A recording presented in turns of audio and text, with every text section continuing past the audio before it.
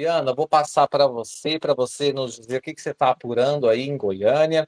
O Caiado ele já saiu dando respostas, vai recorrer, ele diz que recebe isso com tranquilidade, porque ele jamais praticou um ilícito moral ou eleitoral, foi o que ele disse hoje, né? Como é que isso repercutiu aí em Goiânia, em Goiás, e também como que isso pode afetar as pretensões futuras desse personagem importante? Olá, boa noite, Afonso, boa noite aos colegas aqui que estão comentando hoje, obrigada pelo convite. Teve uma repercussão enorme, né? Porque o governador, desde a data, o dia seguinte à sua reeleição ao governo, ele trabalha para se colocar como pré-candidato à presidência da República em 2026 e está muito voltado a isso. E tem uma repercussão nacional muito grande, né? Tanto a pré-candidatura dele e agora o impacto dessa decisão. Eles estão no governo muito seguros dessa reversão no TRE, né? Eles dizem exatamente isso que o doutor doutor Alberto falou, que assim que é um caso de no máximo uma multa, né? Que não seria um caso de ter afetado o resultado das eleições com esse potencial, né? De influenciar a ponto de conseguir reverter a eleição e garantir a vitória do Sandro Mabel no segundo turno. Mas eu acho importante falar do contexto do que foi a eleição aqui em Goiânia, né? Por conta do envolvimento muito grande do ex-presidente Jair Bolsonaro, ele esteve aqui no primeiro turno, ele veio com uma frequência muito grande a Goiânia, esteve aqui no dia, né, passou o dia aqui do segundo turno. Então, essa presença dele, ela influenciou muito o cenário aqui, e a partir da presença no primeiro turno, o Fred conseguiu crescer e chegar em primeiro lugar, o que não era esperado, né? As pesquisas apontavam um crescimento dele relevante, mas não era esperado que ele chegasse em primeiro lugar.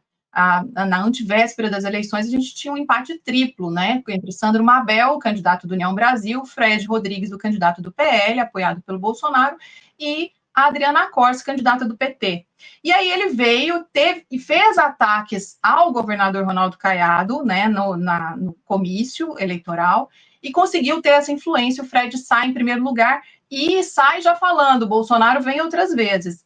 O governador transformou isso numa questão de honra, né? E ele sabe que é importante vencer no principal colégio eleitoral aqui de Goiás para tentar se fortalecer para a candidatura à presidência da República, então transformou isso, assim, ele já estava muito empenhado e participando muito do primeiro turno, mas o segundo turno virou uma coisa para ele, assim, que ele quis matar no peito. Ele veio com tudo, e aí justamente no dia seguinte da eleição, ele já marcou essa reunião no Palácio das Esmeraldas com os vereadores eleitos, tentando demonstrar que o Mabel que o grupo do Mabel tinha feito a maioria da Câmara, são 37 vereadores, eles convidaram 28. Isso foi divulgado na ocasião, aí o Mabel participou da reunião, esteve presente, fez discurso, Caiado fez discurso pedindo o empenho dos vereadores eleitos na campanha do segundo turno. Isso foi divulgado, inclusive, hoje eu estava relembrando, teve um release da equipe do Mabel, dizendo, Mabel recebe apoio de 26 vereadores eleitos. Eles falam 26, 28 ali, mas, quer dizer, foi no sentido de demonstrar força, demonstrar que conseguiria virar e que tinha musculatura e um grupo político forte para reverter o segundo turno, o resultado no segundo turno. Então, ele fez essa reunião no dia seguinte à eleição, no dia 7 de outubro, com os vereadores. Depois, 2 dias depois, no dia 9, ele fez a reunião com os suplentes, e pedindo muito claramente, olha, eu preciso que vocês me ajudem, vocês têm argumentos, vocês têm condições de ir para as ruas. E isso foi divulgado nos stories, no Instagram do próprio governador, do Mabel. Então, na época, a gente até estranhou, falou, mas você está fazendo essa reunião no palácio, né? Foram jantares oferecidos. E aí o governo falou, olha, foram eventos institucionais, o governador convidou os eleitos, só que aí são os argumentos agora do PL na ação, que primeiro, ele não convidou todos os vereadores eleitos, convidou só os que pertenciam à base do governador e do Mabel. A bancada, por exemplo, do PT e do PL não foi convidada, as duas bancadas. Então ele fez essa reunião e claramente nas manifestações que foram divulgadas na ocasião, ele pede essa ajuda. O Mabel discursa e pede também essa ajuda. Agora, aí é o caso de... Então, eu acho que, claramente, como o doutor Alberto falou, houve conduta vedada, né, conduta que a legislação eleitoral não permite, mas aí acho que cabe a discussão sobre até que ponto isso foi suficiente para garantir a vitória do Mabel. A gente sabe, claro, que o eleitorado do PT no primeiro turno migrou muito mais para o Mabel do que para o Fred, né? Porque há um embate aí maior entre PT e PL. Então, na ação, inclusive, o PL alegou o seguinte: dos 28 vereadores que estiveram lá, eles somaram que eles tiveram 178 mil votos no primeiro turno. A diferença no segundo turno do Mabel para o Fred foi de 70 mil votos, pouco mais de 70 mil votos.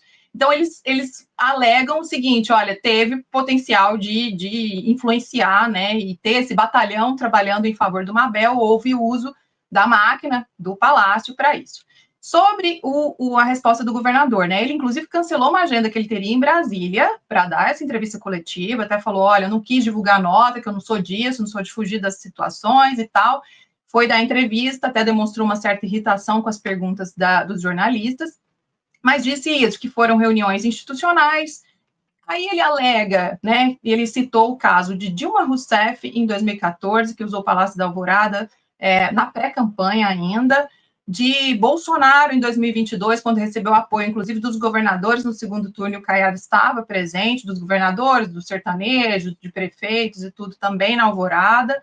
Ele cita o Lula pedindo voto para o bolo em evento institucional, em evento do governo, e citou aqui o uso do Palácio das Esmeraldas nos governos de Marconi Perillo e de José Hélito, e dizendo que em todas essas ocasiões a justiça entendeu que não era o caso, né, de gravidade, estabeleceu no máximo penalidade de multa.